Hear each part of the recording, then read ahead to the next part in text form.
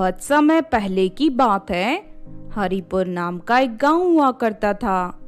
उस गांव में रहने वाले लोग बहुत ही गरीब थे। उसी गांव में पूर्णिमा नाम की एक लड़की रहती थी।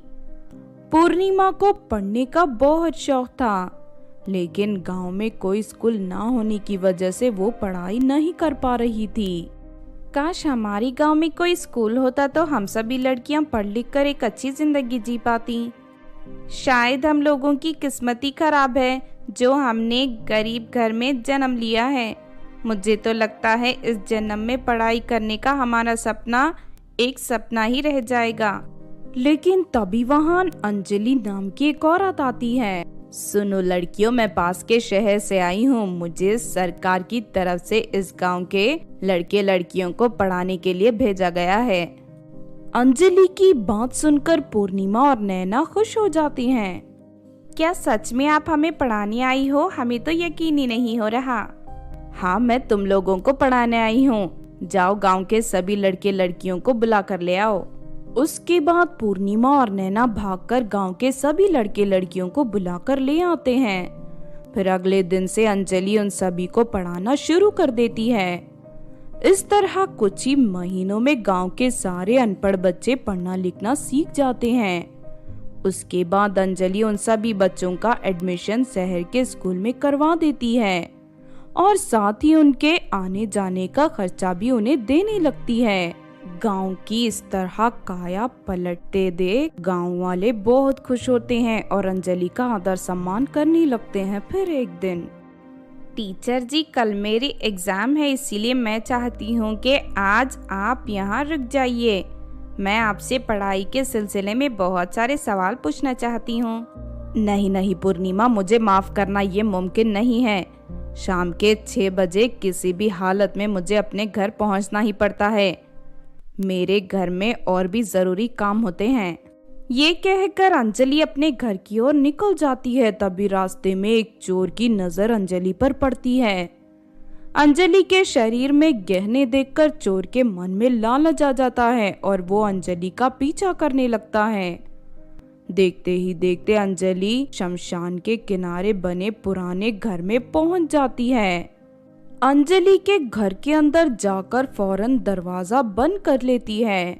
तभी वो चोर खिड़की से घर के अंदर दाखिल हो जाता है, लेकिन सामने का नजारा देख उसके होश उड़ जाते हैं। अंजलि एक चुड़ैल के रूप में बदल चुकी थी। अपने सामने इतनी डरावनी चुड़ैल देख चोर डर के मारे थर-थर कांपने लगता है और उसी वक्त अंजलि के घर से बाहर भाग जाता है।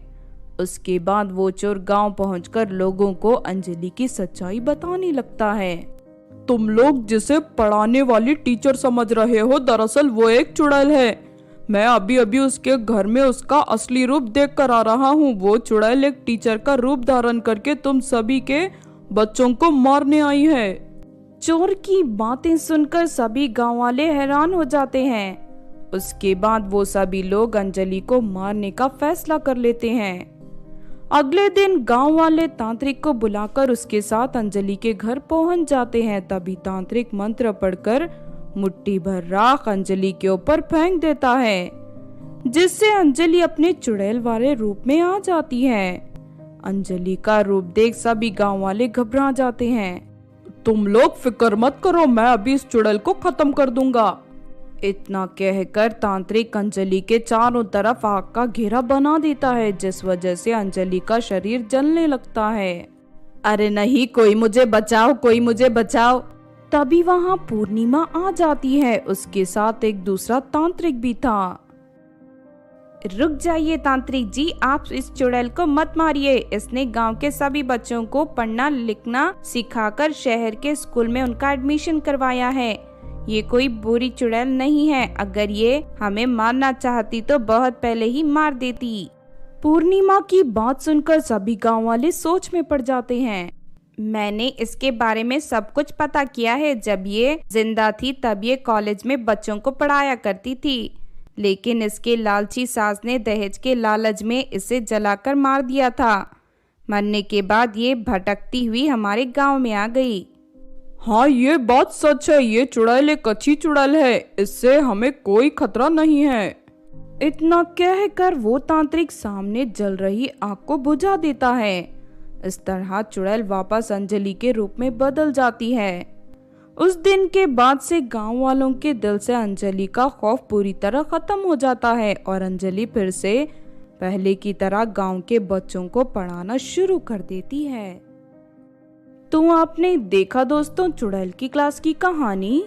इस कहानी से हमें ये सीख मिलती है कि चुड़ैल होने के बावजूद अंजलि ने हमेशा लोगों की भलाई की। इससे ये साबित होता है कि कोई रंग रूप से या नाम से चाहे जितना भी बुरा हो, लेकिन वो अगर अच्छे काम करता है तो उसे अच्छा ही माना जाएगा।